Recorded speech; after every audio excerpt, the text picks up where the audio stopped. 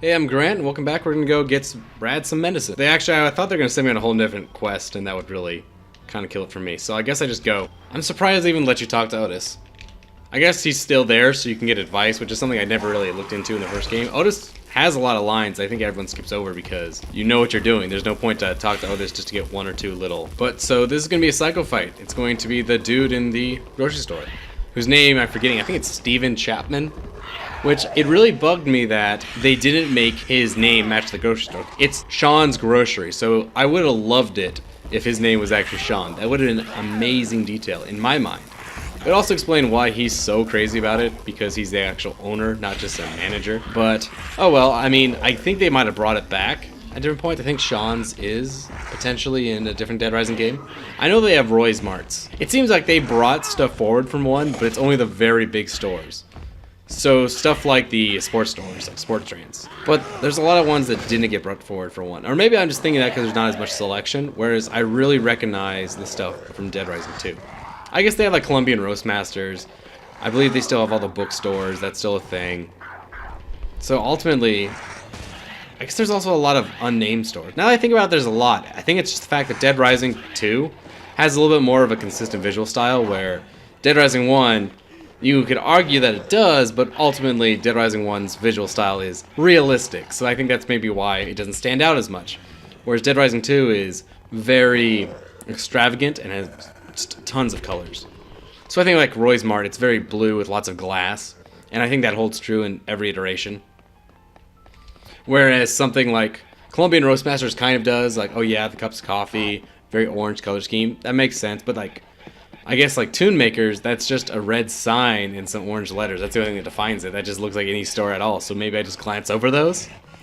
But one of the things I want to do, and I haven't decided when I want to do it, I want to make it a kind of an event, and I want to play through every single Dead Rising game in a single sitting. Which I'd probably want to get like a 3-day weekend, or maybe even take some PTO and make a whole thing out of it.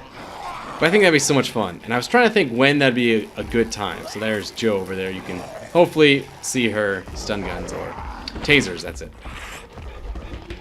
I think what the best time to do it would be September 29th, because that's when every Dead Rising game starts, or something like that. 29th, 23rd, it's one of those facts I should really know. So that seems like the best kind of day, because it's basically, that's Dead Rising Day. So you load it up and you'd play Dead Rising 1, Dead Rising Chop Till You Drop, Dead Rising Case 0, 2, Case West, and then you move on to probably Off the Record.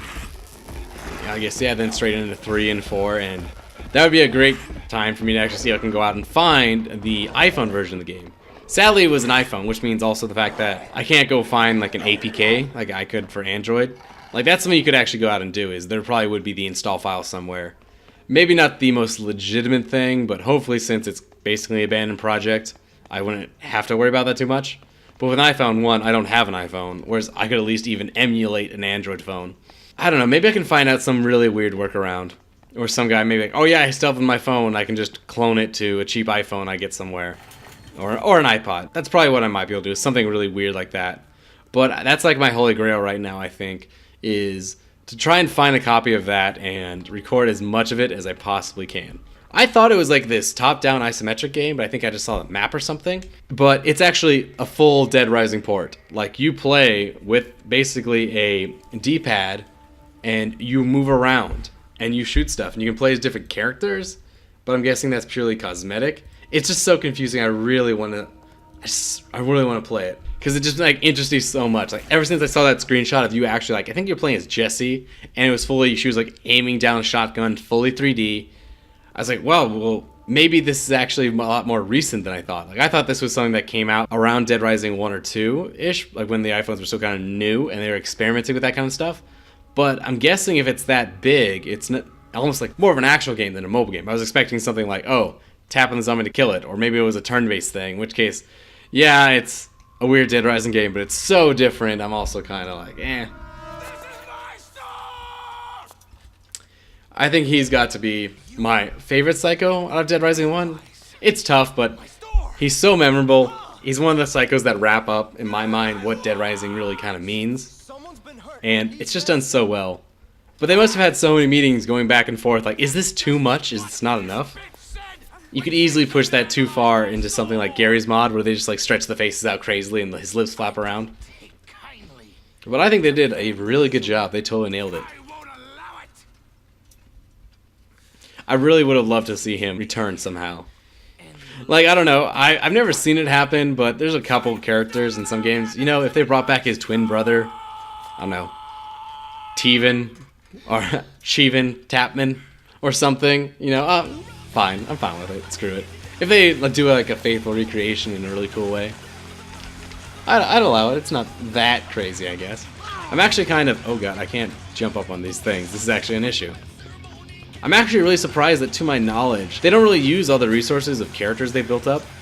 The only ones I can think of is very obvious direct references, like the... God, what's his name? The dude from Off the Record, where he's Adam the Clown's brother, and then they totally call him out. Like, oh, you killed my brother.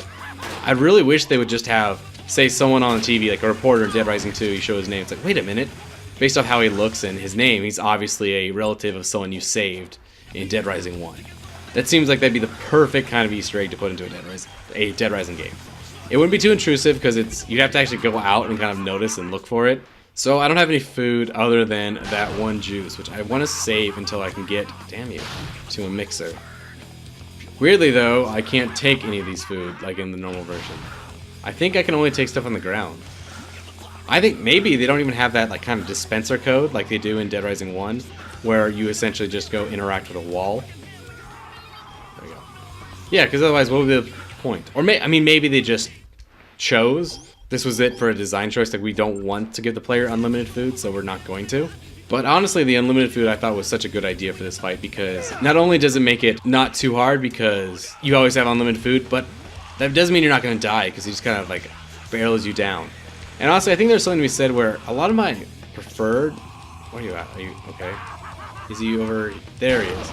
A lot of my preferred fights are actually ones that it's not hard to stay alive, but it's hard to win it. And I think that's what this one does. There we go. Come on. Okay, this is gonna be an issue if I can't reload my gun, because it's gonna be a huge pain if I have to get up to him and hit, because he has that spin around move. And again, I don't think I can load my gun from my inventory, so I have to actually look down the sight, press A, and then that will do it. So.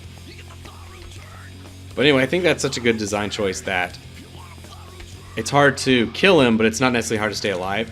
And then you throw in the fact that you have a time limit in the main game. I think that works really well, where it lets you use the mechanics of the game, but change it up, and it makes it very dramatic and awesome, but because you feel rushed, but you're actually not, and you probably won't die, but you'll get that cinematic moment like you are. So I think I can zoom. Okay. It's my other trigger, my Z. But that slows down the sensitivity. He spit at me? Is that what I just saw? It's one of those things where he might do it in the main game, but I never noticed it because I never, like, sight him. Honestly, when I went through and I did my Dead Rising 1 master run, which is a big point of the channel originally, how I got started, is I went through and for every single thing, this is actually before it when I made a Dead Rising Psycho Guide, I went through and I just found, like, really good, optimal, easy ways to win against every single boss in the game with no inventory slots. And even if you're level 1, here's like a perfect strategy. And his was you just go hide in that wine section, but he can't get in it, so he can't really finish you. That was what I would normally do. So I never actually like go look him down the barrel like that. I was actually kind of concerned there for a second, because normally you can get away from him pretty easy by hopping up on the aisles, and there's food everywhere.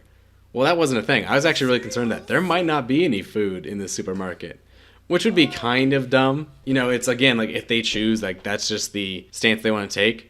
They could give some kind of throwaway line like, oh man, all this food is rotten. And so that's why Frank doesn't eat it. I always give a shout out to, if you see his name tag, it's a younger version of himself. I think that is a very amazing detail. And that's one of the things I love Dead Rising for. I wish they could just go even farther and make it like a Dark Souls level where everything has a purpose. Like there's a reason that this cabbage is here or something. I mean, he doesn't have to get so granular about cabbages and whatnot. But it'd be kind of cool to see if you could come in like, oh, there's a dead survivor on the floor. Which, does that ever happen in Dead Rising? Do you ever just encounter dead people? I don't think you do. I think you only encounter zombies. Whereas it seems like there should be some encounters like, oh, someone died with a shotgun next to them and clearly they were like holding it off, or maybe they got infected and blew their own head off. It seems like that would be great for that kind of storytelling. But I don't actually think that happens. It must. It's just, I glance over it because how often do you remember those things? But now that I think about it, you never encounter survivors like that. Or it'd be kind of cool if you could encounter survivors that you just can't save. You're on another mission and they just wander and you just see their like last moments. I really think that would actually kind of add a lot to making the world feel alive. Not that it feels dead, but it just kind of, I guess, would be kind of cool to see that there's other factors at work. Because I don't necessarily think that Dead Rising needs to feel alone, per se. Like, I actually really liked in Case Zero that there was a guy who's like, no, I'm not going to go with you until I find my daughter or whatever. And then you kept crossing him. There's a guy like that in Dead Rising 3 as well. And it's kind of like, oh yeah, hey, there's that guy again. He's still holding out. But I'm sure I'm going to come back and I'm going to see his skeleton or something. And then, but I think ultimately you do save that guy. Just because he's iconic, I think. I played Dead Rising 3 once, and that was my first time ever. And then I tried playing it again for the stream because I wanted to go do the Nightmare mode. And honestly, I was amazed the hard mode of Dead Rising 4 is much harder than Nightmare mode in Dead Rising 3. I didn't even unlock everything in Dead Rising 3. Like, I hadn't hit like the overpowered levels yet. Little secret in Dead Rising 1. So there's stuff like that, these carts or the lawnmower or any kind of pushable. So if you knock them over, you can pick them up. And there's a period when I had nothing to do, I think one summer, and one of the few games I had was Dead Rising, so I would just make a point to take things and put them in weird places, like put a lawnmower in the security room next to Jesse and take a photo of it, just because part of me thought that was funny. And it has some uses. Like, one of the things I tried out in that original guide series, like I said, was I would go down, I would use the weapon cart to kill the butcher, which it's actually freaking amazing because the weapon cart ignores all those cow carcasses, so you can just run them down through those. Plus, it just kind of staggers him, so if you get him stuck in a corner, you can just kill him, like in seconds, because he just continues taking damage. He can't do anything about it, because he's just getting, like, kind of hit. It's not activating his perfect poise that, you know, like when you get, like, knocked down and they enter that state where you can't actually hit them, or maybe you'll do damage, but they can just hit you back, even though you're shooting them in the face with a shotgun. For whatever reason, it doesn't activate that. So, it's pretty amazing. The only catch is, every time you take a hit when you're holding the cart, you drop it. And because of the way you hold it, you pretty much always drop it in such a way where it falls right side up. So you have to knock it over, which lowers the item's health. And it's so frustrating, like how one little zombie will spit on you, literally spit on you. But because you are taking damage, you drop that heavy weapon. You only can do that 3 or 4 times, and then you have to go get another one because you broke the thing. Or you do get it there, and wow, you run into one thing and it breaks again because you've been beating the shit out of it on the way there. And if you don't know, it's literally like you go down one stairwell and you turn a corner. That's all you need to go. But that must be the most frustrating 10 feet I had making those guides. It's like, what is this? I'm getting like all amped up now. I had originally started this because, like, you know, before I go to bed, I want to film like this 1 or 2 things. I was like, I shouldn't, because I'm going to be all tired on the... Filming usually really amps me up. I usually get a kind of steamroll going, where the more I film, the faster I talk, and the more I say, and the more things I want to talk about. So it's actually starting at the part issue. Where normally I would think it's the other way around, where, oh yeah, filming it, that's easy, but it tires me out. It's, you know, doing that extra episode, or that extra work, that's the hard thing. And actually, no, it's not. So I would fight Joe, but actually the way to fight Joe is you really just shoot her. You can't really dodge most of her attacks effectively, and you can't really knock her down consistently. So if you want to see me actually fight her, I'm sure I'm going to have to at some point, but just the way she's designed, I don't think it's particularly interesting, and I don't want it to take forever. Because that's the thing, she keeps respawning. So she gets a good chunk of PP because she is a mini-boss, but I don't think there's a lot of value in fighting her. Same with like the parrots. Yeah, I could kill them, and you would kind of make them less of a nuisance, but they generally miss me. It reminds me of just this, like, oh man, they're terrible, but oh, every time I pass them, they're not that bad. There's a show on Netflix I love called Peep Show. It's about these two kind of, I guess you could say odd couple type guys living in a apartment in England, and the gimmick of the show is you can hear what they think.